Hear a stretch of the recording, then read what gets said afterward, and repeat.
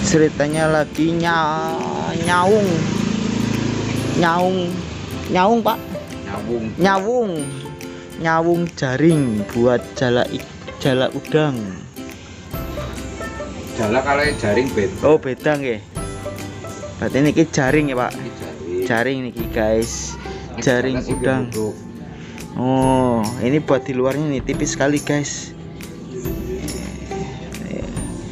Ini buat ngantongi itu. Ini kalau nggak jeli nanti keselip semua guys. Ini nih bolongannya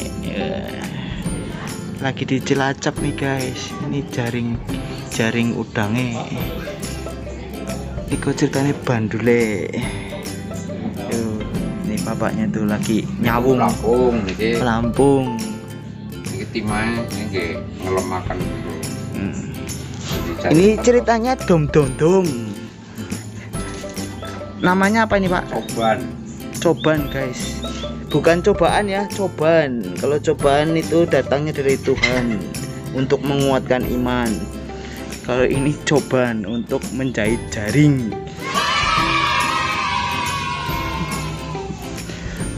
Biar agak rengket.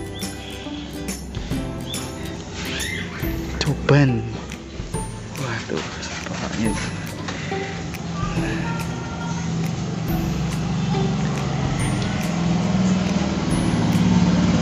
Ya kayak begini. Pak, kok lagi ya ngono boy yo.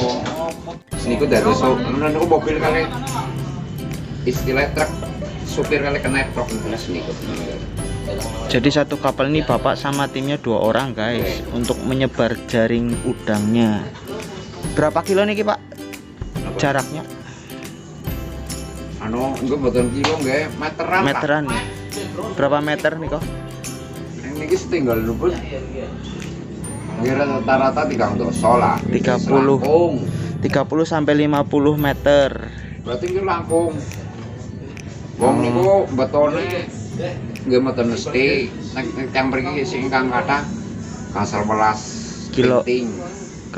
Gangsal 11 niki. Oh, gangsal 11 berarti ada 15 jaring yang dibawa satu kapalnya.